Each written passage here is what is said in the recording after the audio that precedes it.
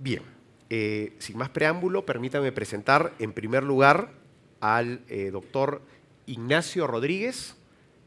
Él nos acompaña de Argentina. Ignacio es socio de PricewaterhouseCoopers, es el encargado del Departamento de Impuestos de PwC en Argentina, es especialista en tributación internacional y además es colaborador de la edición de Doing Business publicada por el Banco Mundial desde el año 2005. En segundo lugar, permítanme presentar a la doctora Jessica Power. Jessica, además de gran amiga personal, es socia a cargo del área de impuestos del estudio Keri de Chile y además es abogada de la Universidad de Chile. Finalmente, permítanme presentar al doctor Orlando Marchesi, que es director de impuestos de Price Perú y además es el socio principal de la firma en nuestro país. Orlando además es un especialista en temas de tributación del sector minero energético.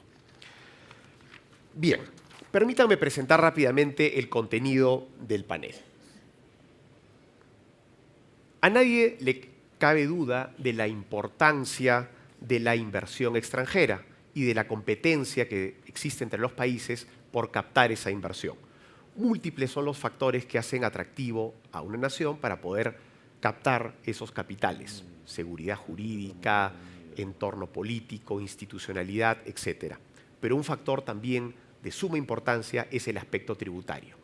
Por eso, en este panel, lo que queremos analizar de manera comparativa entre los países acá presentes en la sala es cuán competitiva es nuestra política fiscal para atraer la inversión en minería en nuestro país. Y para eso vamos a desarrollar el panel en tres partes. En primer lugar, hemos preparado un caso práctico, un caso hipotético, en el cual vamos a analizar cuál es la tasa efectiva final de la imposición sobre el retorno a la inversión. Es decir, cuáles son los impuestos que en cada uno de nuestros países gravan las utilidades que al final obtiene el inversionista y que es el objeto de su negocio minero. En este caso práctico, cuyo desarrollo estará a cargo de Orlando, hemos tratado de homogeneizar el ejemplo y trataremos el caso de una inversión de gran minería.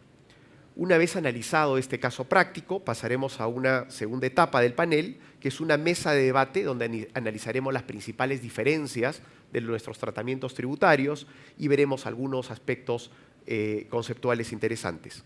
Finalmente, luego de las preguntas que tenga bien realizar el auditorio, terminaremos con las conclusiones del panel.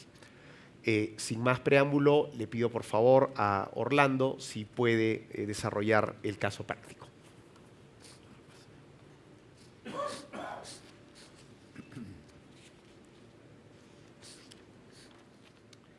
Ok, lo que hemos hecho con este caso práctico para hacerlo comparativo en todos los países ha sido asumir una utilidad que es la misma en todos los países, asumir la amortización de gastos, no necesariamente con el mayor beneficio como en el Perú en un solo año, sino en los periodos que cada legislación permita su amortización. Hemos hecho el cálculo del impuesto diferido para ver cuál va a ser, digamos, el resultado final para hacerlo comparable. Entonces, lo que estamos asumiendo aquí es que el año de inicio de operaciones es el 16, estamos haciendo un cálculo sobre el año corriente, que es el 2017, tenemos convenio de estabilidad, el 100% de las ventas se dan al exterior y hay una vida probable de mina de 20 años, ¿no?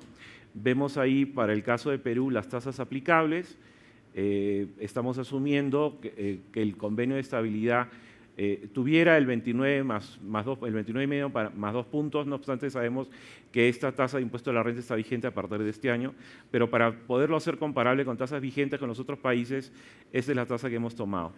Tenemos la participación de utilidades, tenemos también el impuesto a los dividendos, el efecto de la tasa de renta por los impuestos diferidos y luego, como ustedes saben, tenemos aquí las regalías mineras y el impuesto especial de minería, ¿no? Hemos puesto en todos los países, como ven al lado derecho, datos sobre los activos, el número en intangibles, gastos preoperativos, gastos de desarrollo, y también lo mismo para activos fijos, costo de edificaciones y costo de prensa de relaves. Esto último lo pusimos para ver si otros países tenían un tratamiento distinto al que se le está dando en el Perú. Bueno, ¿y qué descubrimos con esto? Para efectos del caso peruano, como ustedes ven ahí en el detalle, no sé si se logra ver desde atrás, pero tenemos el efecto, los efectos temporales. Estamos asumiendo los gastos de responsabilidad social, como refería el doctor Medrano en la presentación anterior, como deducibles plenamente. Esto obviamente siempre que se cuente con la documentación sustentatoria que pueda acreditar el destino del gasto. Sobre la responsabilidad social, lo que cabría añadir sobre lo que hemos escuchado de la exposición anterior es que ya la jurisprudencia reconoce que el gasto es deducible y en algunos casos donde tenemos resoluciones del Tribunal Fiscal donde no se admitió la deducción, esta no se admitió solo por no poder haber acreditado el destino del gasto. Entonces, lo que queríamos hacer es ver con los otros países, como vamos a ver en los casos más adelante, cuál es el tratamiento que ellos le dan a estos gastos de responsabilidad social. Luego, el siguiente es el gasto de amortización contable de la provisión de cierre de minas.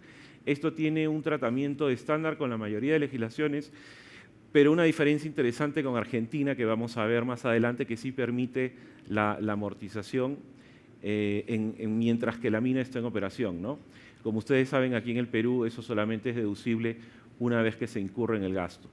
Luego tenemos el impuesto especial de minería y las regalías. Estas las hemos puesto en una línea aparte, no obstante deberían venir ya del cálculo de la utilidad contable. Las pusimos en una línea aparte para que sean comparativos también el tratamiento con los otros países. Los gastos preoperativos, hemos asumido para este caso la amortización en un periodo de 10 años. Gastos de desarrollo en un periodo de 3 años, no obstante la ley permite entre 1 y 3. Gastos de exploración que se pueden deducir en un ejercicio o activarse. Lo que hemos hecho acá es optar por la amortización de los gastos en el ejercicio corriente en el que se generan, ¿no? Y luego, como comentaba en este caso, en el caso peruano, hemos asumido que esta es una empresa con convenio de estabilidad y por tanto que tiene la depreciación de 20% sobre los activos mineros, con excepción de las construcciones. Este último es un tema bastante discutible, que estamos, digamos que todo el ramo minero, sobre todo las empresas con convenio de estabilidad, muy preocupadas por la posible consecuencia, digamos, de la ratificación de algunos fallos que pudiera tener en toda la industria, ¿no? Por la diferencia entre el 20% y la depreciación, digamos, estándar que tendría que haberse aplicado, que es la contable en cada empresa. Vamos a ver qué otros beneficios hay con los otros países también. Y finalmente, comentar sobre los convenios de estabilidad también. Al final, los convenios son buenos, ¿no? Pero el problema es que están cambiando no las leyes, sino están cambiando las interpretaciones. Y sobre eso no hay convenio de estabilidad que nos blinde, ¿no? Entonces, es interesante también ver cómo funciona en los otros países. Bueno, entonces, este es nuestro caso base peruano y esto nos da una tasa efectiva de 43.74%. Aquí hay que tener presente que el caso que hemos utilizado estándar con los otros países ha sido una mina con una utilidad operativa del 30 al 35%. Esa es la escala que utilizamos para calcular los impuestos mineros, pero como ustedes saben, mientras mayor la utilidad, mayor también los impuestos mineros, con lo cual evidentemente la tasa podría ser un poquito más alta o si la utilidad fuera menor, un poquito más baja, ¿no? Lo que hemos hecho acá para ser comparable es un mismo caso, un corte a través de los diferentes países. Y luego aquí nos movemos a los supuestos del caso base Argentina. Como ustedes ven en la columna del lado derecho y del lado izquierdo, son las mismas premisas que se han tomado para el caso peruano, con la diferencia que las tasas son diferentes, ¿no? La tasa del impuesto a la renta argentina es de 35, por ejemplo, versus la peruana, que era el 29,5 más 2 puntos por el convenio de estabilidad. Sobre el caso Argentina, le pediría a Ignacio que nos comente las principales diferencias en comparación con el peruano en la determinación del impuesto argentino. Bueno, gracias. Realmente lograste sacarme de mi zona de confort, porque yo estoy acostumbrado a explicar por qué Argentina es más caro impositivamente que...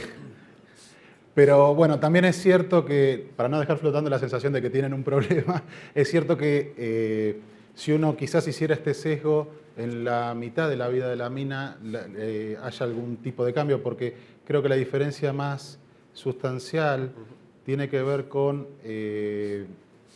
uno de los beneficios que da el régimen de promoción minero en Argentina y que tiene que ver con la doble deducción de los gastos de exploración, prospección, de pruebas pilotos, todo aquel gasto que se incurra hasta el estudio de factibilidad. Efectivamente, lo que la ley propone es, más allá de que todos esos gastos se van capitalizando para luego ser deducidos, por un lado, a partir de la puesta en marcha de la operatividad económica por curva de amortización en función a unidades producidas de minerales, agrega como beneficio una segunda deducción que el contribuyente, no necesariamente en partes iguales, pero tiene la opción de, en hasta 5 años desde la operatividad económica, poder deducirla. Con lo cual, eso genera una diferencia permanente que puede ser quizás la génesis más relevante de la diferencia muy leve, igual, de 2 o 3 puntos que hay en la tasa efectiva que terminó resultando. La segunda cuestión, que si bien es una diferencia temporaria, como es a más largo plazo la reversión, puede estar incidiendo en la tasa efectiva, tiene que ver con lo que Orlando mencionaba del cierre de mina. Esto es algo que la industria hidrocarburífera todavía no lo pudo resolver. En Argentina sí la minería, porque la problemática que se da es que si yo espero al final, al cierre efectivo, probablemente no tenga ingresos futuros contra los cuales aparear ese gasto. Por eso digo, la minería lo pudo resolver, cosa que la industria hidrocarburífera no, y en el mismo régimen de promoción se prevé la posibilidad de deducir hasta un 5% anual de los costos operativos. Después entra el debate de si tengo que tomar como tope lo que contablemente se haya previsionado, pero más allá de esa disquisición en donde no hay algo que específicamente marque un límite, más allá de este 5% de los costos operativos, se habilita la deducción y si luego no se utiliza el total de la previsión al cierre de la mina, se devuelve lo no utilizado. Y el tercer ítem que puede incidir, pero además de ser temporal, creo que en menor medida, porque debe tener en comparación con Perú un plazo más corto de reversión, tiene que ver con que me parece que la amortización, que también se prevé acelerada en el régimen de promoción minero argentino, es un poco más acelerada, es un poco más ágil, toda vez que para todo lo que es infraestructura, obra civil, pero que incluye también si hay que construir facilidades para lo que es el personal, inclusive servicios postales, comunicaciones, escuelas, hospitales, etcétera, todo en derredor de la mina, por supuesto, se prevé, a opción del contribuyente, la posibilidad de amortizar esos bienes en 3 años, un 60% en el primer año y un 40, 20 y 20 en el segundo y en el tercer año, mientras que el resto de los bienes siempre afectados a la mina, bienes muebles, instalaciones, equipamientos, un tercio por año en 3 años. La condición más favorable, si se quiere, que tienen este régimen de amortización acelerada a opción del contribuyente, a diferencia de la doble deducción de gastos de exploración, es que habilita la aceleración de la amortización en tanto y en cuanto no genere pérdidas. O sea que es por eso que en el ejemplo, si luego tienen acceso al material, van a ver que hay uno de los bienes, no me acuerdo si eran las edificaciones, en donde no es exactamente el 60% lo que está amortizado, porque, y de hecho por eso da 0 la utilidad final a efectos impositivos. Si se hubiera amortizado totalmente el 60% de uno de los rubros de bienes, se hubiera reversado, hubiera dado pérdida, que la ley prevé expresamente que eso no suceda para no poner el mojón 0 de los 5 años de prescripción que luego tienen los quebrantos impositivos. La resultante luego, cuando se considera el concepto de regalías. A ver, parece bastante sencilla la tributación, básicamente porque la actividad minera en Argentina está totalmente destinada a exportación, con lo cual lo que son impuestos transaccionales no aplican ni a nivel nacional, el IVA o IGB es aquí, o un impuesto a las ventas que tenemos a nivel provincial, el impuesto sobre los ingresos brutos, y al no tener profit sharing, participación de los trabajadores en las utilidades, ni tampoco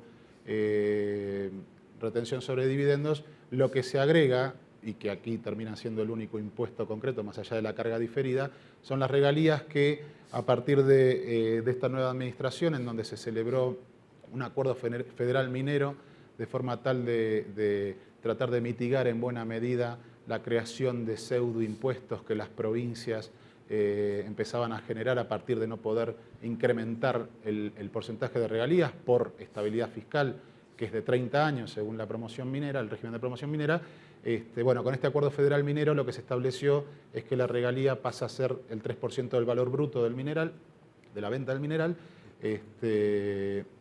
y dando lugar solo a un 1,5% más como máximo de lo que se ha conocido en la práctica como aportes a fideicomisos de infraestructura, etcétera, que son los mecanismos que los gobiernos provinciales fueron encontrando para mitigar la imposibilidad de aumentar el porcentaje de regalías. Este último concepto, probablemente después lo conversemos, no está incluido en el cálculo porque algunas provincias solamente lo tienen, no todas las provincias, entonces no queríamos incidir. Pero bueno, llamativamente dio una tasa del 39%.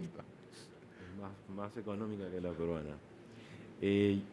Jessica, ¿nos comentas el caso de Chile? Por supuesto. Bueno, yo estoy en la situación opuesta de Ignacio porque por años estuvimos acostumbrados a ser la niña bonita del barrio y ya no lo somos más. Así que lo enfrento en una posición completamente distinta.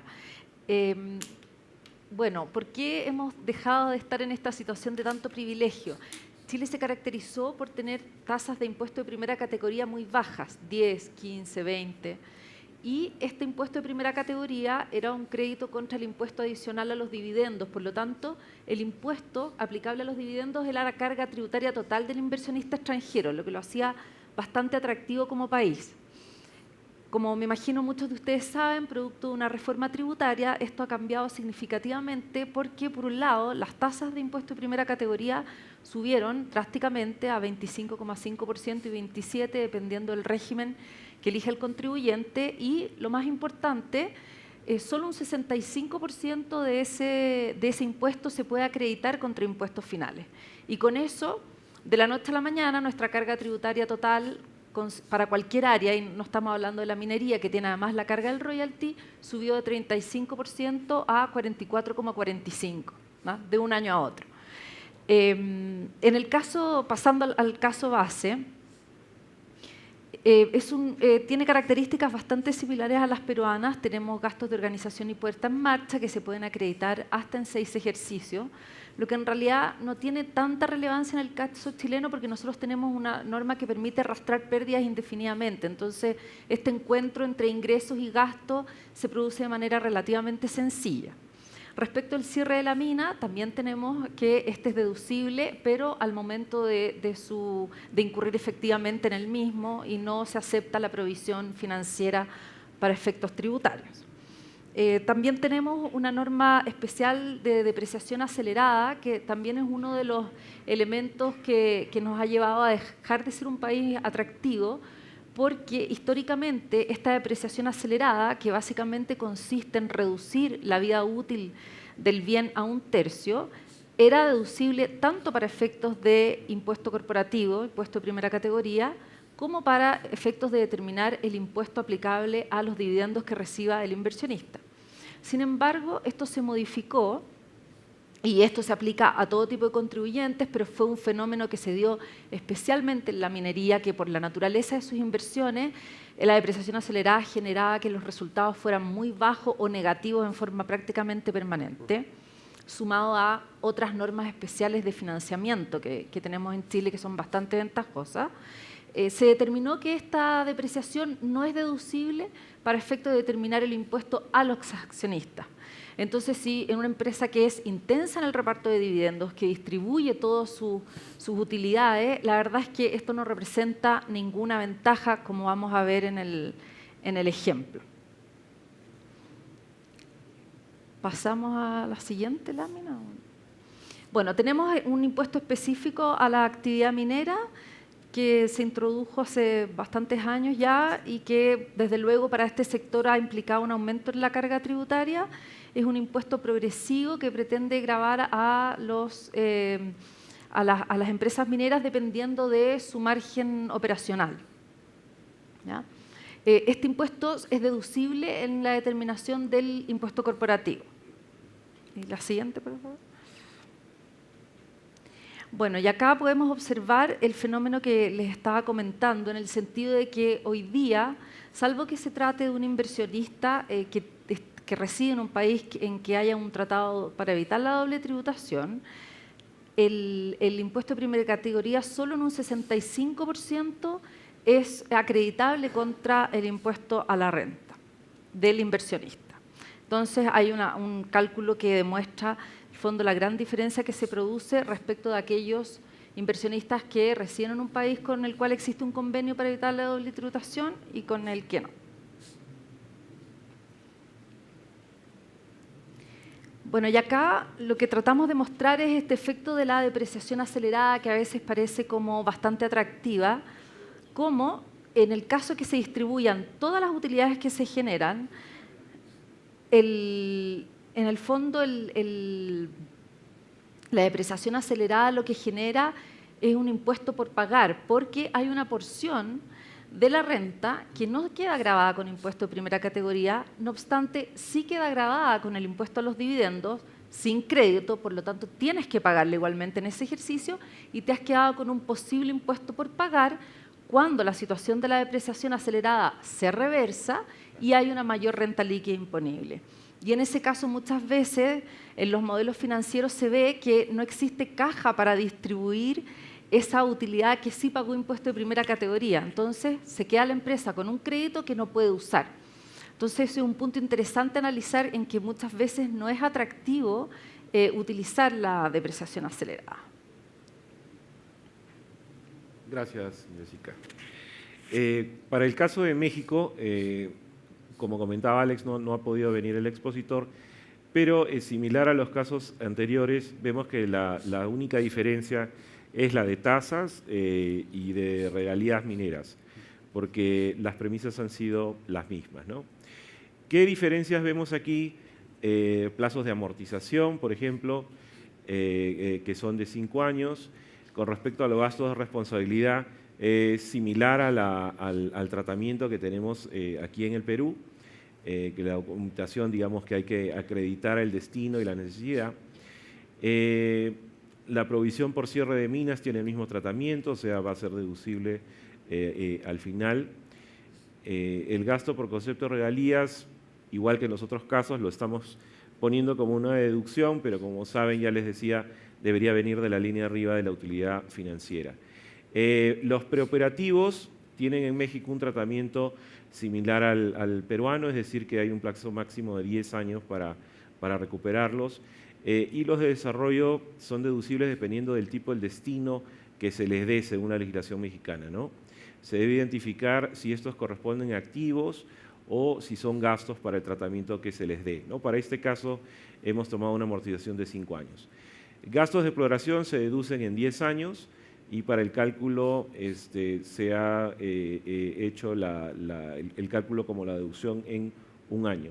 No existe convenios de estabilidad en México y el presente modelo considera que las presas de relave, se deprecian tributariamente en una tasa del 5%, tal cual la Administración Tributaria considera aquí en el Perú que debe ser. ¿Qué cosa nos da esto? Finalmente, una tasa efectiva de 48.45. Entonces, haciendo el comparativo sobre este caso base, podemos ver que Argentina es el país donde resultaría más beneficioso haber hecho la inversión, seguido por Perú. En Chile, dependiendo de qué opción se tome, como comentaba Jessica, podría ser un poco más baja la tasa, pero México definitivamente es más caro que el Perú. Muchas gracias, Orlando, por este resumen. Solamente permíteme si podemos regresar un minuto a la anterior. Podemos ver del cuadro elaborado que Perú está en un rango, digamos, medio en cuanto a la tasa efectiva de tributación a un proyecto de esta naturaleza para atraer inversionistas. Bueno, al igual que en el fútbol, creo que vamos a competir con Argentina, que tiene una tasa muy atractiva de 39%. Bastante a raya con eso. Pero es un aspecto a tomar en cuenta en el diseño de cualquier tipo de política fiscal.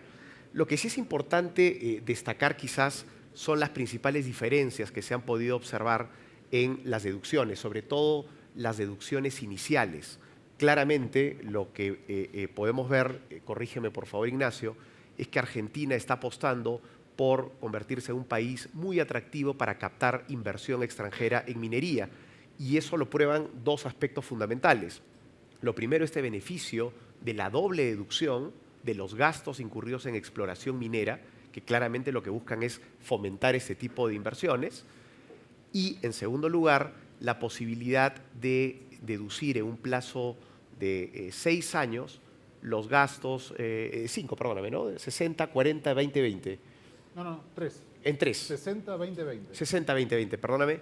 Es correcto, los números no nos dan. 60, 20, 20. En un periodo de 3 años, todos los costos vinculados con la inversión y el desarrollo de la mina. En Chile también hay ese régimen que es muy similar al argentino. Acá solamente una pregunta para poder terminar este bloque con relación a este tema, y es el siguiente. En Perú tenemos los denominados gastos de desarrollo. Estos gastos de desarrollo permiten deducir lo invertido para llegar a explotar el mineral, distinto de activos fijos, maquinaria y equipo y otros gastos preoperativos. La ley permite que se deduzcan en un periodo de hasta 3 años. Cuando hay grandes inversiones mineras, grandes proyectos o importantes ampliaciones, evidentemente la deducción de estos gastos de desarrollo van a generar de manera temporal una reducción en la recaudación tributaria. Pero es eso, es una diferencia temporal.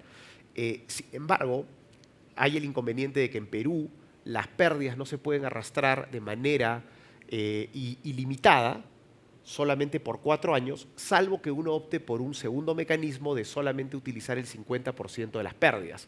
Entonces, esta posibilidad establecida por la ley, más bien una obligación de deducir en 3 años los gastos de desarrollo, también podría convertirse en un problema para el inversionista minero, porque si está en el régimen de arrastre de pérdidas de 4 ejercicios, quizás estos montos tan significativos no van a poder ser amortizados.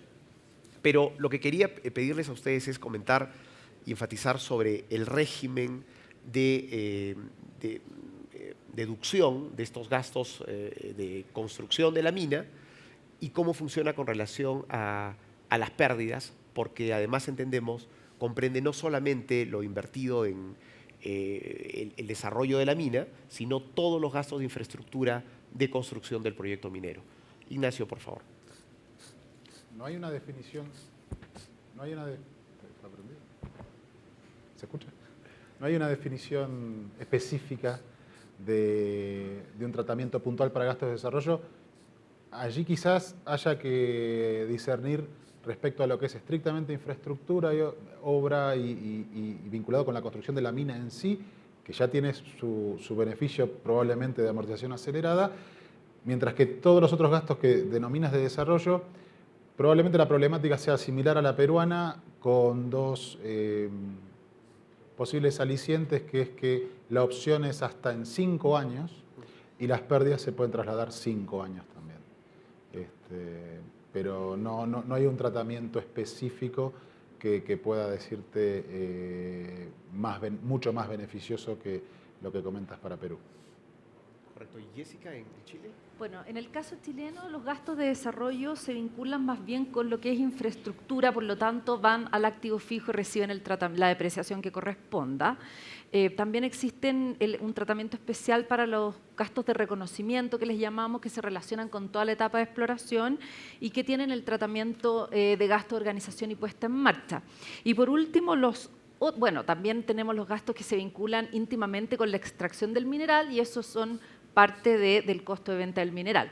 Entonces, lo restante, podríamos decir, hay que analizarlo atendido a su naturaleza y si califican como gastos de organización y puesta en marcha, tenemos esta norma que comentábamos de que se pueden deducir en un ejercicio cuando ya la empresa ha empezado a generar ingresos o bien en 6. Y si no son de organización y puesta en marcha, se deducen en el ejercicio correspondiente. Correcto. Con lo cual te permite recién poder deducirlos a partir del momento que tienes rentas. Exacto. Correcto. Eso es una muy buena precisión. Bueno, analizada esta primera parte relacionada al caso práctico y teniendo una idea de cuáles son las tasas efectivas de tributación sobre la inversión en minería en nuestros países, pasemos por favor a la segunda parte del panel, que está vinculada a una mesa de debate sobre las principales diferencias y problemas que puede representar la tributación en nuestros países. Y de los diversos temas que hemos analizado en el panel, vamos a tocar los más importantes. Y quería empezar con el siguiente, y es el vinculado con el tema de la depreciación de los activos. Y le voy a pedir a Orlando que nos comente un poco sobre los problemas que hoy día tenemos en Perú en el caso de una empresa que no tuviera un contrato de estabilidad tributaria al amparo de la Ley General de Minería, porque como ya se vio en el primer panel del día de hoy, han sido tantos los parches y tantas las enmendaduras al régimen que hoy día más bien celebrar un contrato de estabilidad en vez de dar seguridad jurídica lo que te genera es inseguridad jurídica.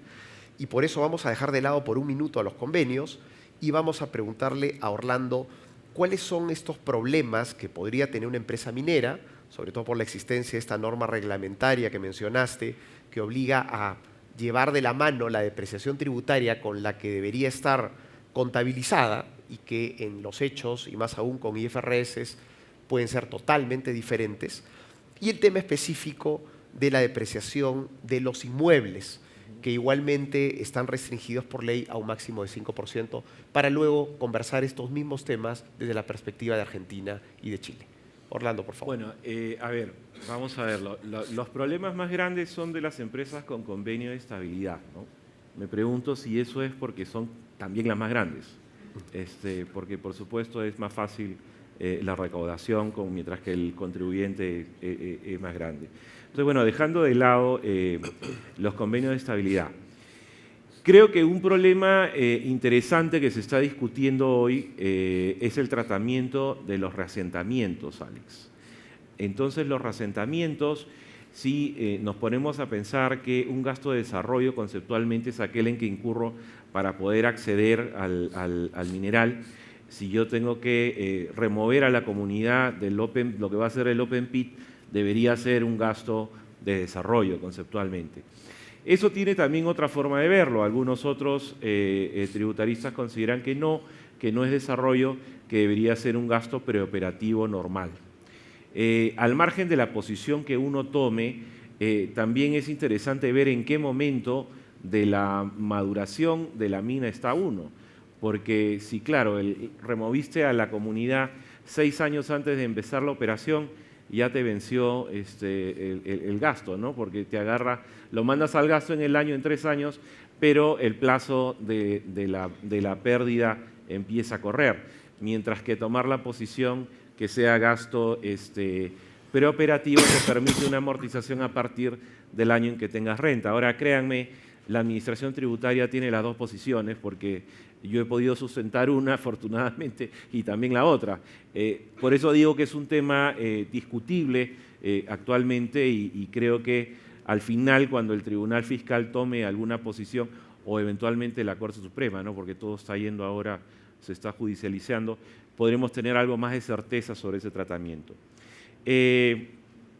Con respecto a las construcciones, cada vez hemos visto que la Administración Tributaria ha tratado de ir sustentando que estas inversiones deben tratarse como construcciones, por ejemplo, la presa Relaves.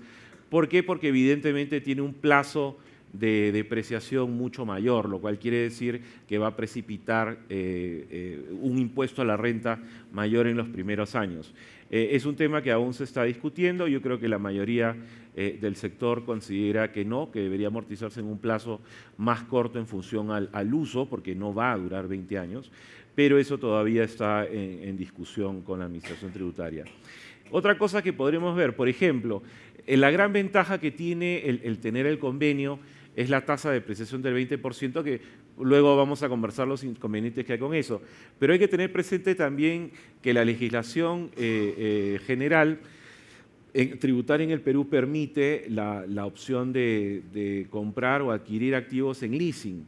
Y esto tiene un efecto equivalente. Dependiendo del plazo del contrato de leasing, puede obtener la recuperación del valor de la inversión en un plazo menor. Es decir, si le ponemos el contrato de leasing a 5 años, sería equivalente de haber firmado un convenio de estabilidad para poder depreciar mis activos en ese plazo. Entonces, el régimen general lo que dice es que no podemos maquinaria y equipo depreciarle en menos de 2 años y lo que son construcciones en menos de 5.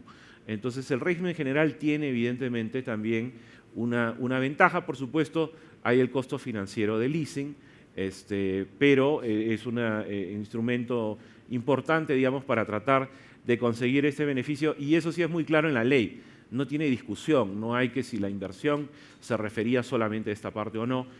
Obviamente uno tiene el contrato de leasing y con eso debe ser suficiente.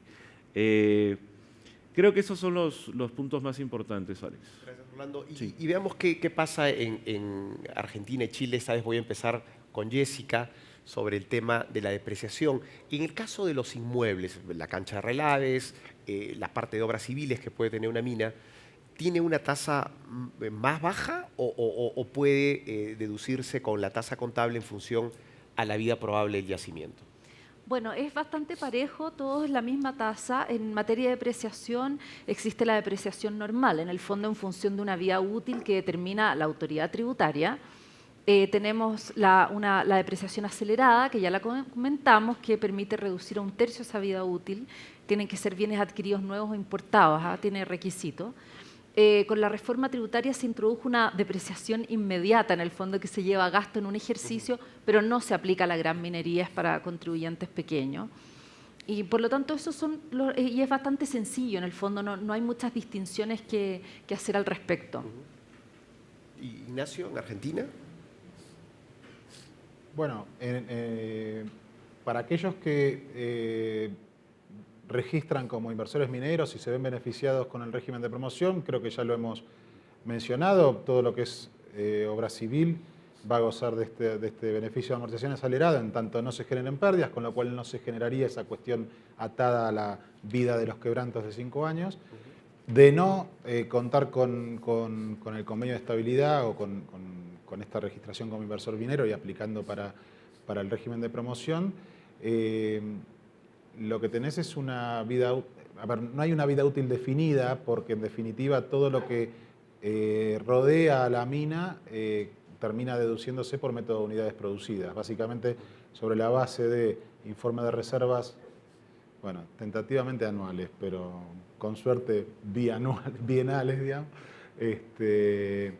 se construyen, a partir de las reservas al cierre, para el hecho de mitigar cualquier desvío o nuevas reservas que se pudieron haber obtenido durante un determinado periodo, se agregan a ese informe de reservas al cierre la producción del año, para de alguna manera construir el saldo de reservas al inicio, y se compara la producción para obtener con ese saldo para obtener el coeficiente de amortización.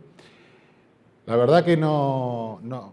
A ver, por supuesto, si se empieza con mucho ahínco a extraer buena cantidad, los coeficientes de amortización son más intensos en la primera parte. No creo que sea algo que en general se especule demasiado como para medir el coeficiente de amortización.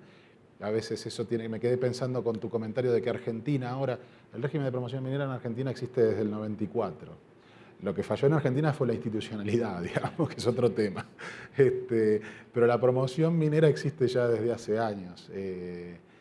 Con lo cual, bueno, no, ese sería el mecanismo. Y abarca tanto a lo que puedas emparentar con infraestructura u obra civil como a bienes en general, salvo aquellos que luego pueden estar fuera de lo que es el ámbito de la mina en sí, que van por amortización lineal, por las vidas útiles, que bueno, son convencionales. Tampoco es que la ley de impuesto a la renta tiene un decálogo por tipo de bien la vida útil. Ha habido alguna ley posterior vinculada, por ejemplo, con leasing, que dio un anexo y que puede ser un buen parámetro, pero la pauta contable también ayuda en ese sentido. Correcto, gracias. Lo que sí vemos claramente es de que en materia de la depreciación de inmuebles, los regímenes de Argentina y de Chile sí son más competitivos que el peruano. Y resumiendo un poco el tema de la depreciación y recogiendo los comentarios de Orlando, lo que vemos es que en el Perú tenemos básicamente 3 sistemas o 3 posibilidades para depreciar las inversiones en minería. Aquellas empresas que suscriban convenios de estabilidad al amparo de la Ley General de Minería van a poder gozar de una tasa global anual de depreciación de hasta 20% sobre todos los activos excepto inmuebles, que se van a mantener en 5%. El régimen general también prevé la posibilidad de depreciar con una tasa de 20% los equipos y maquinarias utilizados en minería. Los inmuebles se mantienen en 5%, hasta ahí es lo mismo. Y la diferencia en todo caso estaría en los otros activos. En esos otros activos el régimen general solamente admite una deducción de 10%. Pero el problema más allá de la tasa radica en una norma que para todos los tributaristas es absurda y lamentablemente subsiste en nuestra legislación tributaria. Y es la siguiente. Lo que dice la ley del impuesto a la renta es, y más que la ley, el reglamento de la ley del impuesto a la renta, con lo cual hay un problema de legalidad, es que la depreciación tributaria que se admite en el régimen general tiene que estar contabilizada. Es decir, se exige que haya una correspondencia entre la depreciación fiscal y la que está en los libros contables. Y eso genera un gravísimo problema, porque la depreciación contable no coincide, tiene parámetros y supuestos muy distintos a la fiscal. Al parecer fue una norma que se dictó hace mucho tiempo, pero sin la intención de generar esta problemática de condicionar que si no está registrada en la contabilidad, la depreciación fiscal no se deduce. Y ahí hay un gran problema. Por eso es que la alternativa de leasing que menciona Orlando es muy interesante, porque en los contratos de leasing los activos se deprecian durante el plazo de vigencia del contrato, 2 años en bienes muebles y 5 como mínimo en bienes inmuebles, sin necesidad de que la depreciación esté contabilizada. Así que esa es una alternativa para solucionar el problema. Vamos a tocar y preguntarles 2 temas que también están vinculados al tratamiento tributario de nuestros países. Y uno de ellos es el famoso tema de los precios de transferencia. En el Perú acaba de dictarse una norma que lo que pretende es establecer una base imponible ficta para fines del impuesto a la renta, el denominado sexto método, en virtud del cual todo el valor de mercado para los precios de transferencia de todas las exportaciones que hagan las empresas locales tendrán como valor de mercado el precio de cotización internacional de la fecha de término del embarque. Y esa va a ser la única alternativa para poder establecer la base imponible del impuesto a la renta. Como esto al parecer es una creación que se inspiró en la legislación argentina, Ignacio, coméntanos por favor cuáles fueron los antecedentes de esta norma. Podrían haber copiado cosas mejores, ¿no? El problema que hay en Argentina es que en realidad la OCDE en 2015 de algún modo condenó, pero quizá velada o no muy a fondo, el sexto método, dejando la posibilidad de aplicarlo en caso de que sea el que mejor exprese la realidad de la operación en caso de que se vea peligro de alocación de rentas a otras jurisdicciones. Suficientemente ambiguo el concepto como para dejar que el fisco argentino considere que la interposición de un intermediario internacional puede ser visto como una manera de atribuir renta a extraña jurisdicción. No ha habido gran conflicto. sí gran conflictividad, no particularmente en la minería, quizás más vinculado con temas de agroindustria, me da la sensación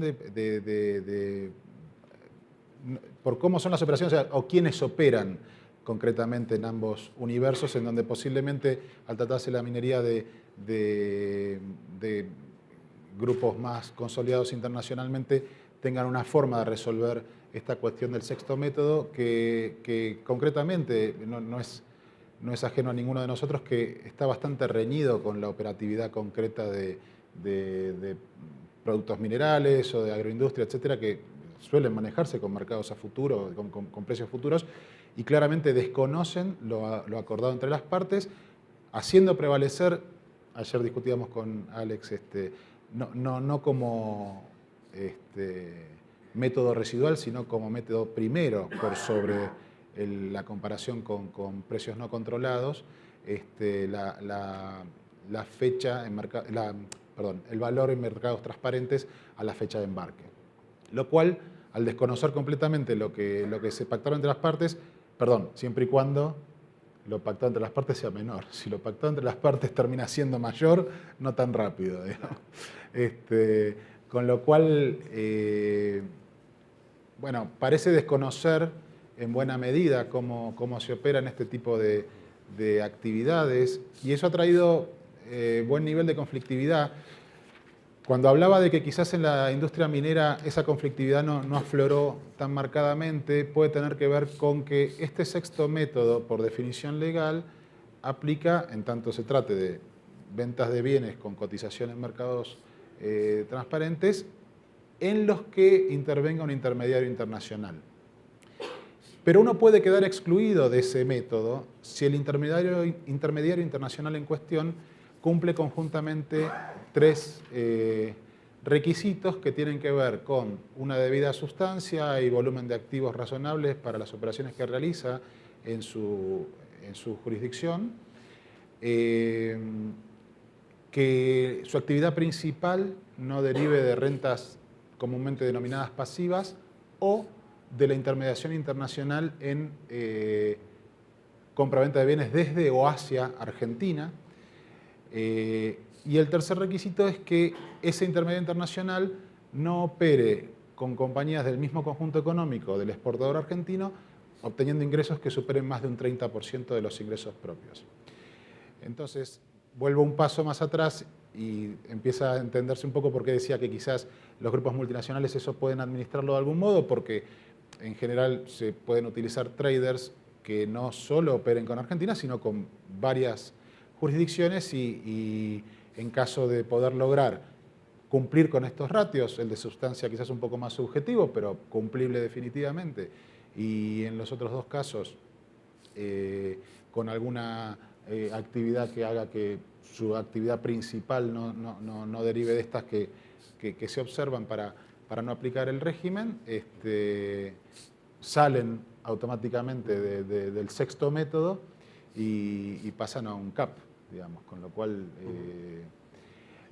se dan muchas problemáticas porque, claro, cuando el precio acordado se termina materializando hay ajustes por primas de seguros, mermas, etcétera, que hacen que realmente se esté pretendiendo tributación sobre una presunción de renta bastante ambiciosa, ¿no? Correcto. Y en Chile, Jessica, que ya están en precio de transferencia también, pero no sé si han llegado a esta creación con toque argentino para regular las exportaciones de minerales. Bueno, los chilenos siempre quieren ser como los argentinos, así que ya veo que llega el sexto método. Ojalá que no. Mira, la verdad es que hasta el momento lo que tenemos es más bien fiscalizaciones que se centran en los precios pagados más que en los precios que cobran las empresas chilenas. Me imagino que es propio del hecho de que estamos en una etapa muy inicial de fiscalización. Si bien la norma no es nueva, sí ha sido bastante novedoso el hecho de que la autoridad tributaria haya comenzado a hacer fiscalizaciones de precio de transferencia. Y me imagino que por eso están mucho más focalizados, porque pareciera ser que es más fácil decir cuánto estás pagando, especialmente en los casos de pagos a empresas relacionadas. Y un tema que ha sido muy relevante para todas las empresas, pero indudablemente también para el rubro de la minería, es el tema del financiamiento con partes relacionadas. En Chile tenemos una norma de infracapitalización que nos permite endeudarnos hasta un rango de 3:1, 3 de deuda, 1 de capital. Y esa norma es bastante beneficiosa porque esos intereses salen con una tasa de impuesto de retención de 4%, que es bastante bajo comparado con el 35%, que es la regla general, cuando es con un banco o institución financiera.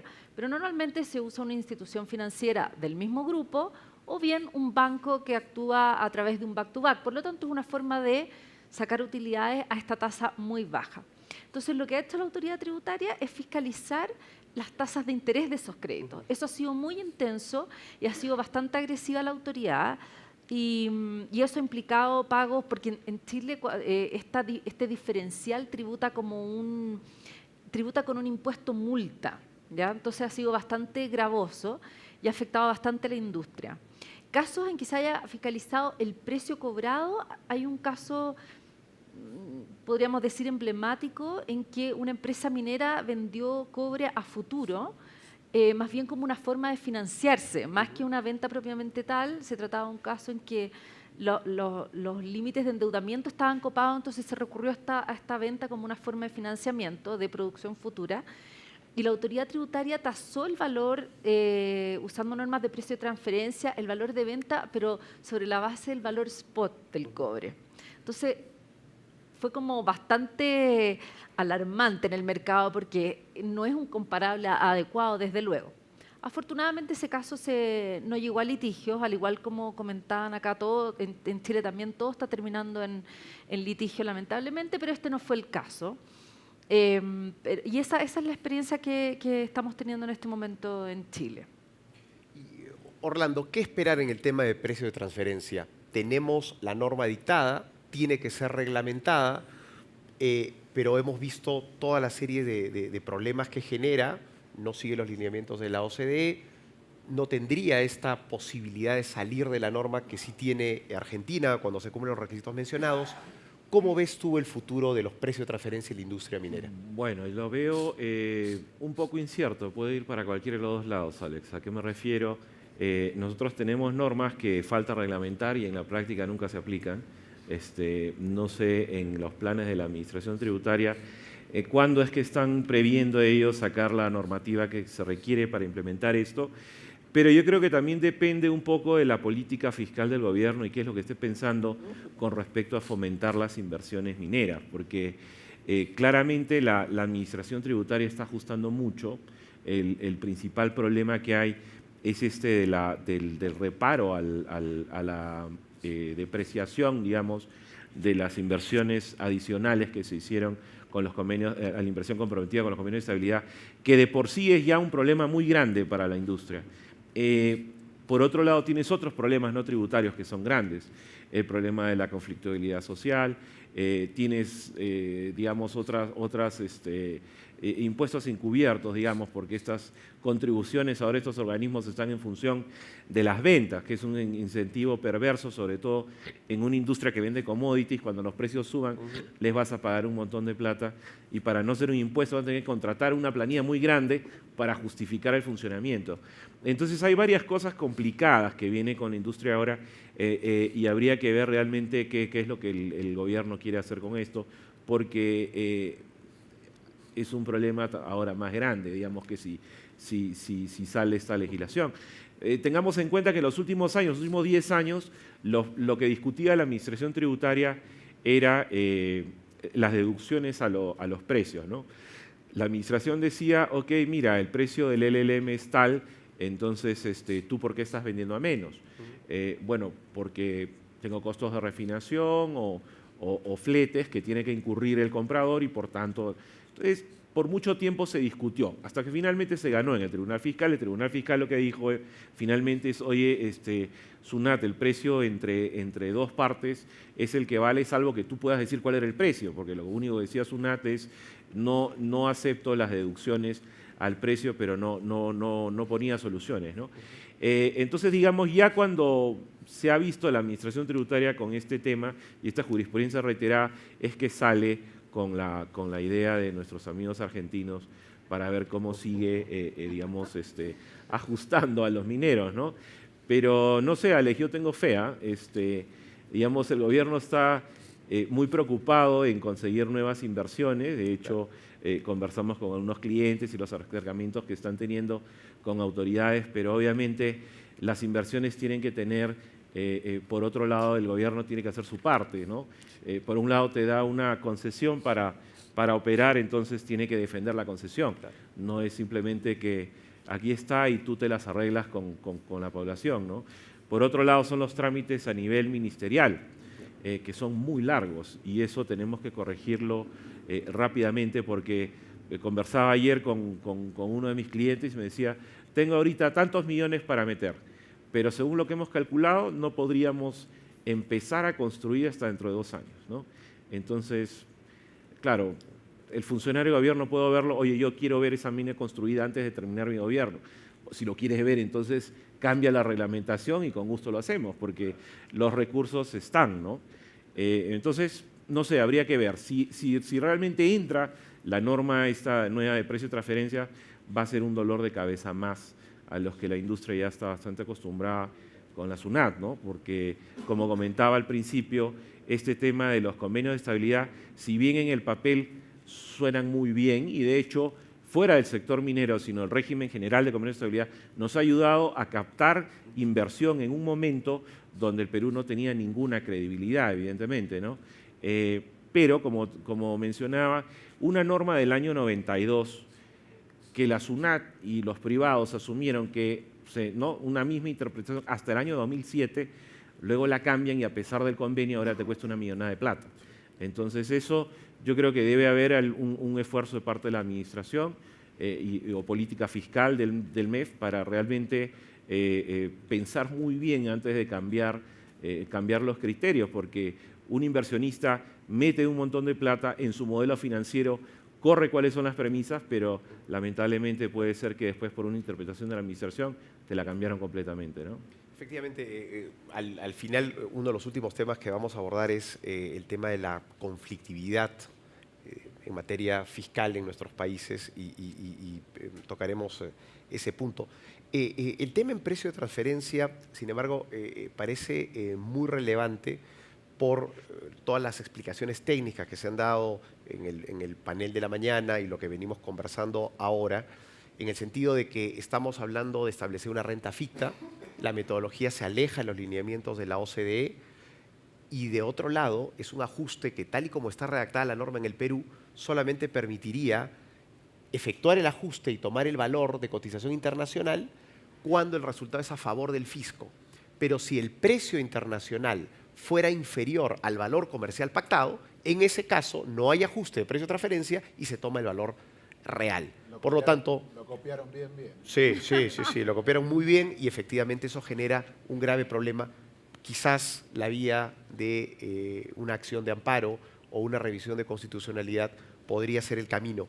Confiamos, como dice Orlando, en que el gobierno pueda sopesar todas estas consideraciones y ya sea a través del reglamento con una modificación de la norma, tengamos un sistema que eventualmente sea residual. Porque en realidad el antecedente de este dispositivo es un problema de confianza del fisco que, al haber fiscalizado diversas empresas mineras, observó que se tomaban diversos parámetros para establecer el valor de cotización internacional o el periodo de cotización. Si habían empresas que tomaban el promedio de cotización del mes del embarque, otras el mes del embarque más 2 meses o incluso embarque menos 1 mes. Entonces, la administración lo que decía es, oye, yo no tengo certeza que tú hayas ajustado el periodo de cotización luego de conocer el precio y me lo sustentes con una adenda al contrato en el momento de la fiscalización. Entonces, quizás un registro de los contratos podría solucionar el problema. Eso se intentó, eso fue una idea que estuvo dando vueltas recientemente, empezando por, ya repito, la agroindustria, que es la más sensible a este método, al menos hasta acá. Quizás se empiecen a alinear un poco las cuestiones a partir de otras de las tendencias globales muy marcadas, en donde las distintas administraciones tributarias empiezan a contar con mayor flujo de información cruzada, porque en definitiva uno no ignora que lo que se pretende desactivar es la eventual planificación en donde se aloque renta a un intermediario que probablemente pague menos del 30 que se paga en Perú o el 35 en Argentina, entendido. Pero bueno, entonces vayamos por la sustancia de ese intermediario, qué hace, cómo lo hace, pero quizás esta postura es bastante más agresiva y termina siendo peor el remedio que la enfermedad porque provoca resultados no deseados, diría. Exactamente. Estás enfermo, eutanasia y no medicamentos para el enfermo. Creo que ese es a veces el facilismo con el que actúan en la legislación. Pero pasemos a otro tema vinculado con el impuesto general a las ventas o el IVA, y que es un aspecto también medular para captar la inversión extranjera, sobre todo para la ejecución de importantes proyectos mineros, y es el régimen de recuperación anticipada. Y allí le pido a Orlando que nos comente cómo opera el régimen de recuperación anticipada en el Perú y cuán importante es en el alivio al costo financiero de las grandes inversiones y de los importantes proyectos mineros que se ejecutan en nuestros países. Bueno, lo primero que habría que comentar acá es, y yo creo que bueno, varios de los que estamos en la sala lo recordamos, cuando no teníamos la devolución del IGB. Y era una cosa, digamos, algo muy pedido por los inversionistas. Y en la relación, digamos, matriz subsidiaria, tratándose de la gran minería en proyectos muy grandes, lo que se trataba de hacer es aguantar la facturación, ¿no? Para no precipitar el IGB hasta que esté próximo al inicio de la operación. Digamos, cada problema tiene que tratar de encontrar una solución para poder lidiar con él. Entonces salió este régimen de recuperación anticipada que ha caminado, yo diría, bastante bien, con pequeños cambios. Digamos que lo que se requiere, obviamente, es que sea un proyecto grande, que tenga una maduración de un par de años, y lo que nos devuelven es el IGB en los contratos de construcción, los bienes de capital y los servicios, ¿no? Que ya, digamos, la industria sabe cuáles son los servicios, cuáles son los parámetros. Es un proceso que no toma tanto tiempo como antes. Y luego, bueno, ya hay una mecánica de uno sabe más o menos qué es lo que le devuelven y qué no le devuelven. Pero creo que es una ventaja bastante importante para las inversiones mineras grandes que no tienen todos los países tampoco, ¿no? Yo creo que sí es positiva. Ese es el punto interesante. ¿Qué tienen los otros países? ¿Qué tiene Argentina? ¿Qué tiene Chile en materia de recuperación anticipada? Jessica. Bueno, tenemos un mecanismo para devolver todo el IVA acumulado en la adquisición de activos fijos cuando se ha producido una acumulación igual o superior a 6 meses, que es muy utilizado, no es exclusivo del sector minero, nuevamente, es una norma general, muy bienvenida y que afortunadamente funciona muy bien. La verdad es que cuando se pide esta solicitud de devolución, inevitablemente la autoridad tributaria hace una revisión completa de la situación del contribuyente, al menos respecto del IVA, por lo que hay que llegar muy bien preparado a pedirla. Bueno, siempre que se piden impuestos de vuelta hay que estar preparado, ¿no? Pero funciona bastante bien en plazos acotados y eso es lo que tenemos respecto del activo fijo. Tenemos también en la propia ley del IVA un sistema que exime de IVA a la importación de bienes de capital, bajo ciertos requisitos, que nuevamente también funciona bastante bien, se pide la solicitud, se otorga la autorización, y acá es incluso mejor porque ni siquiera hay que hacer un desembolso y esperar a la restitución luego de los 6 meses, sino que simplemente no se paga el IVA. Ahora tenemos una ley marco para el inversionista extranjero que se creó de alguna manera para reemplazar nuestro tradicional estatuto de la inversión extranjera que estaba en el decreto de ley 600. Y acá también se contempla para los inversionistas la posibilidad de obtener exenciones en la importación de bienes de capital, exenciones de IVA. Nuevamente acá es un no pago. Y por último, los exportadores tienen un mecanismo propio para que es naturalmente muy relevante para la minería, de recuperación de todo el IVA soportado, tanto en adquisiciones de bienes como de servicios, relacionados con su actividad exportadora. Y también eso está muy bien regulado, con plazos que relativamente se cumplen, de manera tal de que en el fondo el exportador quede bajo un mecanismo de tasa cero en el fondo, porque las exportaciones no están afectas a IVA. Entonces, allí funciona bien Chile Eso con funciona recuperación bien. anticipada. Ahí seguimos siendo la niña bonita. Me parece muy bien. O al menos igual a las demás, no sé. Y en Argentina, Ignacio, ¿tenemos recuperación anticipada de IVA? Sí, bastante parecido. Desde el 2007 quedó vacante, digamos, el periodo de construcción, pero el mismo régimen de promoción minero que hoy hablábamos de la doble deducción para impuesto a la renta, contra la presentación del estudio de factibilidad, habilita la recuperación de los créditos fiscales por IVA vinculados con la etapa de exploración y prospección, con lo cual hay un régimen bastante aceitado de recuperación anticipada.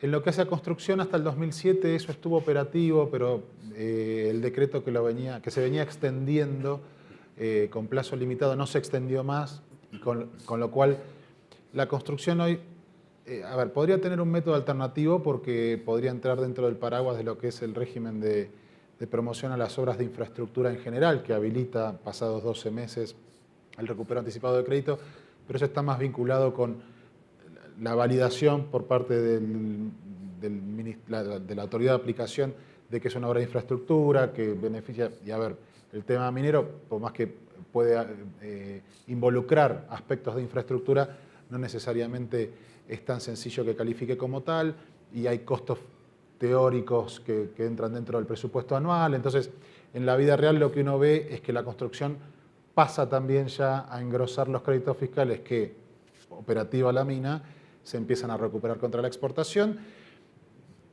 En lo que hace a la exportación no es que exporto y ya automáticamente recupero todo.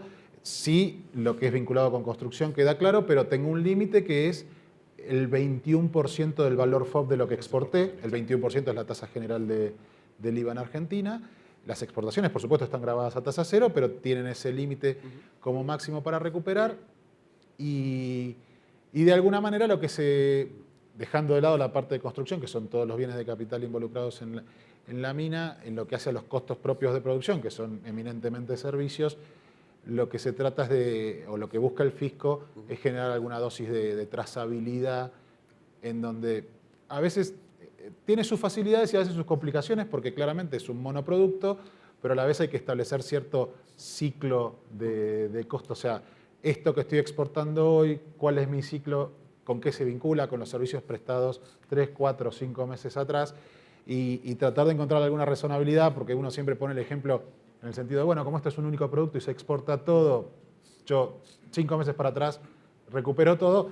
Bueno, a modo de ejemplo, uno puede comprar una tanda de neumáticos que quizá todavía estén ahí, digamos. Entonces, es muy difícil vincular eso con la exportación que se está haciendo mañana, con lo cual hay que tomar esos recaudos, pero en general, con ese límite del 21%, perdón, lo del límite es para hacer efectivo el recupero en este mes. El exceso sigue, se hace un carry forward. Igual es en Perú, con 18%, que es la tasa. Pero pero no es que se pierde, sino que se acumula en la medida que la curva de la producción va aumentando, a la larga lo vas terminando de recuperar. Como dato de color, a veces lamentablemente hay una dosis de discrecionalidad sobre base caja en el fisco, en el sentido de demorar los pagos, digamos, no hay un periodo predeterminado, es un tema de política de Estado, digamos. Cuando es época de vacas flacas se demoran un poco más, pero actualmente está bastante, sí, puedo asegurarte, con bastante fluidez. Qué bueno, qué bueno. Bueno, vamos a entrar al último punto que queríamos tratar en el panel, y tiene que ver con los convenios de estabilidad y también con la seguridad jurídica y la existencia de conflictividad, digamos, o la existencia de litigios relacionados con la industria minera en nuestros países.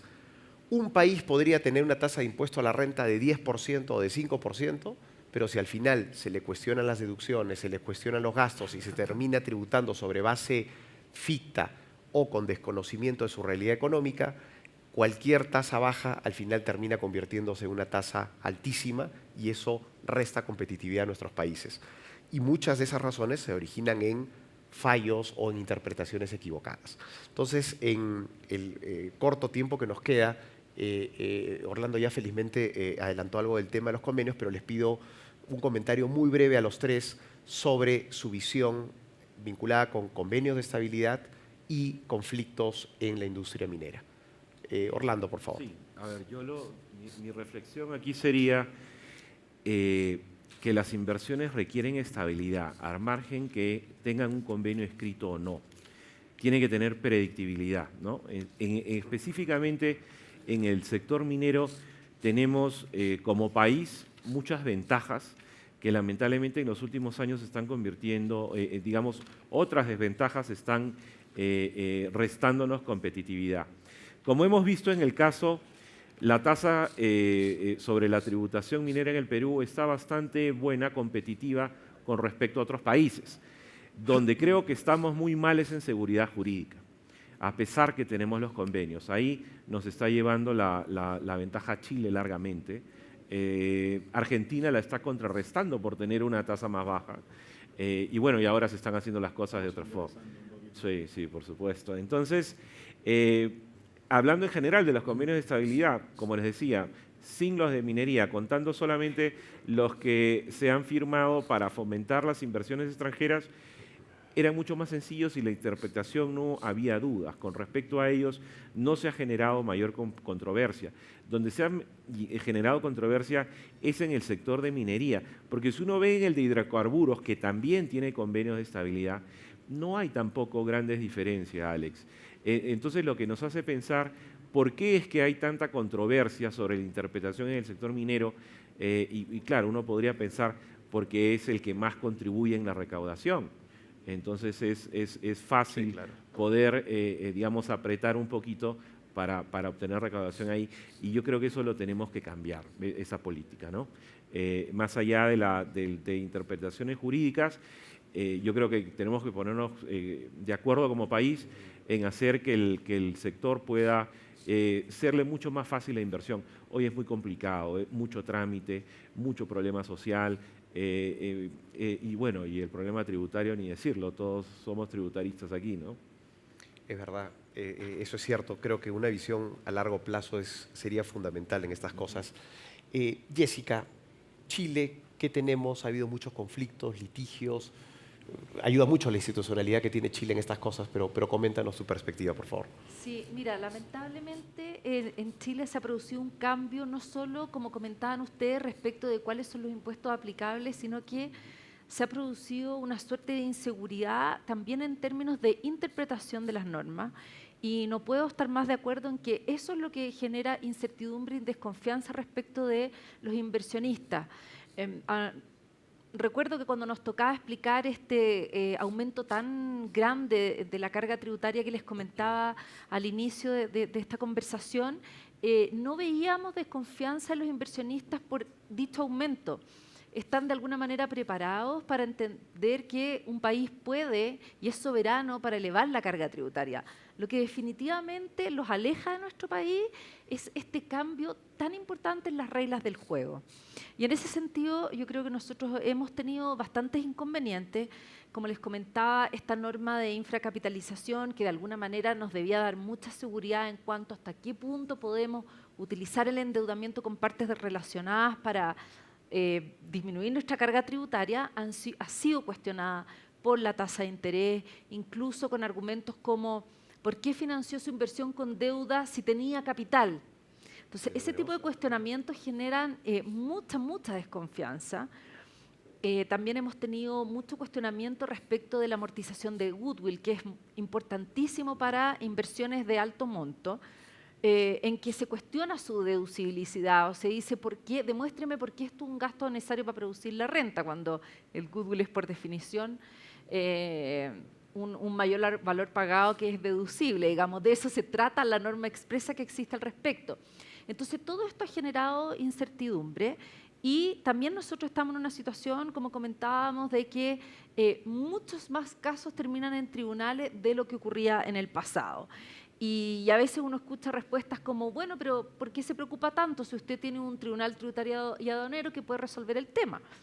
Pero hay que considerar que eso implica, al menos en Chile, 5 años de litigio, costos asociados y la incertidumbre que estamos mencionando. Así que concuerdo mucho. Como habíamos comentado respecto del Estatuto de la Inversión Extranjera en Chile, esto fue para nosotros una lección de humildad. El decreto ley 600 establecía una invariabilidad tributaria de 42%, de la que nosotros prácticamente nos burlábamos. Decíamos, pero ¿cómo? Si en Chile la carga tributaria total es 35 y jamás va a llegar a esos niveles. No pida de L600. ¿Para qué quiere su decreto ley 600? Que se traducía en un contrato que firmaba el inversionista con el Estado de Chile, donde se incluían no solo las tasas, sino que también en algunos casos invariabilidad respecto de interpretaciones administrativas, porque como bien dices tú, Alex, si te cambian todas las normas que determinan la base, ¿de qué te sirve la tasa? Y nosotros decíamos, no, pero si Chile es un país muy estable, llevamos 20 años con estas tasas, con estas reglas, y miren lo que pasó. Entonces, una gran lección de humildad y desde luego, sí, la regla número 1, seguridad jurídica. Eso nos parece que es fundamental. Ignacio, Argentina, ¿tenemos conflictos? Argentina es la expresión práctica de que sin seguridad jurídica no hay inversiones, digamos, como ha pasado en los últimos... Es la prueba, dices tú, Claro. es la prueba. La comprobación práctica de que eso sucede y que cuesta revertirlo, ¿eh? No es sencillo. En lo que hace a conflictividad, bueno, existe estabilidad fiscal bajo el régimen de promoción de minera, es por 30 años, no aplica el IVA. El IVA, por supuesto, no es costo en general para el productor minero como consecuencia de estos regímenes de recuperabilidad.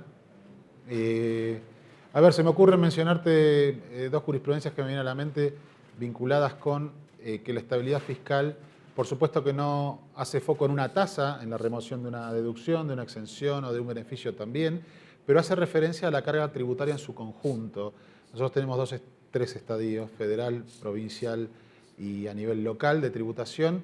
Las provincias, si bien la ley de promoción minera es federal, las provincias involucradas fueron invitadas y adhirieron, pero siempre encontraron, como hoy les mencionaba, de aportes a fideicomiso de infraestructura, siempre algún mecanismo, y lo que existió fue sí la medición en determinadas jurisprudencias de la carga tributaria en su conjunto. La verdad es que las inversiones de los últimos años, con lo que es quizá todavía hoy la presión tributaria en Argentina, es muy difícil encontrar un estadio mayor, pero inclusive digo, a partir de esta nueva administración, en donde una de las primeras medidas fue remover los derechos de exportación, entre otros a la minería, uno podría decir, bueno, hay espacio para que el impuesto a la renta se vaya al 50 quizá, pero bueno, en definitiva, no creo que eso suceda.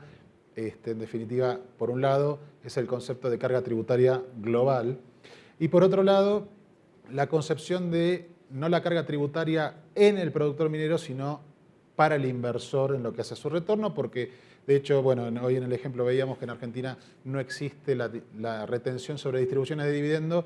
La realidad es que no existe en tanto lo que se distribuya ya haya pagado impuesto. Si se distribuyera por encima de las utilidades fiscales acumuladas, aplica una retención del 35%.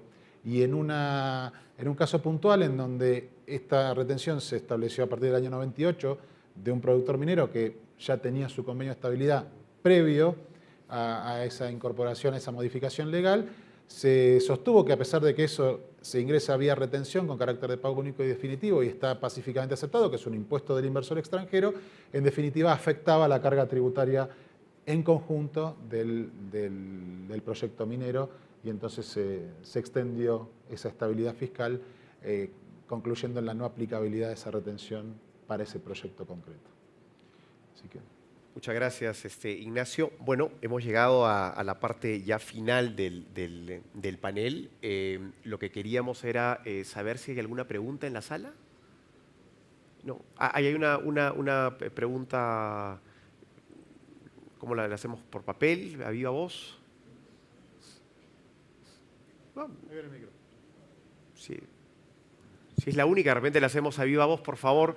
Lo que sí le rogaría con ser muy concreto por el tiempo. Es una pregunta muy corta para Jessica Power. Yo soy Gustavo Lagos de la Universidad Católica de Chile. Usted mostró dos cuadros, ¿no es cierto?, con tributación chilena. Esos dos cuadros son solamente los casos en que la empresa madre está en un país que no tiene acuerdo tributario. O si no me equivoco, no. En el caso que haya acuerdo de doble tributación ¿Cuánto es la tributación que está pagando en este momento? Mira, los dos cuadros están para país con convenio, ¿ya? En que en general la carga tributaria se mantiene en 35%, acá es más alta por el efecto del royalty minero.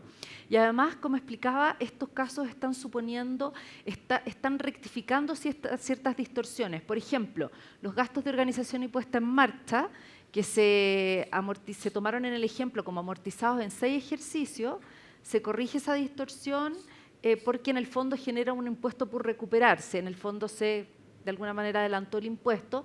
Y en el caso de la depreciación acelerada está corregido también ese efecto, por si te llama la atención el monto.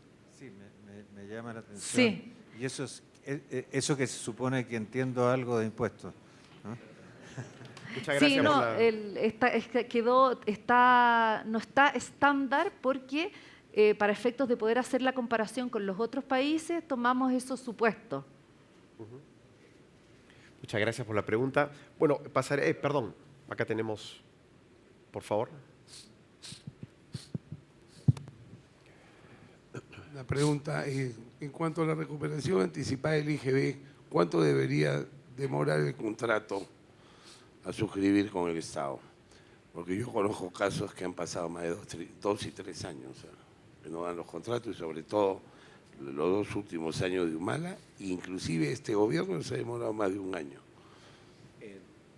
El plazo debería ser entre 4 y 6 meses, ¿no? Lo que pasa es que los plazos no se respetan mucho. Ahora, sí ha sido largo al principio. De la experiencia que yo tengo, los plazos se han acortado, pero claro, no son los 4 meses que uno podría esperar. Ahora, el tema de la recuperación anticipada tiene un componente, digamos, de preocupación por parte de la SUNAT, que es el dinero que tiene que devolver.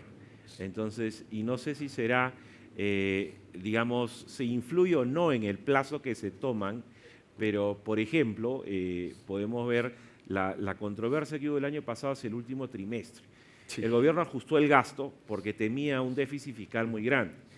Algunos economistas decían, no es necesario porque el déficit es coyuntural por la devolución a las bambas del IGB y que eso no iba a ocurrir el otro año. Aún así, el MEF ajustó. Ya, cada uno sacará su conclusión si debió o no ajustar, pero lo que es cierto es que no llegamos y no estábamos para llegar al 3.5. Entonces, es efectivamente un montón de plata la que se devuelve, pero eso es lo que la norma dice.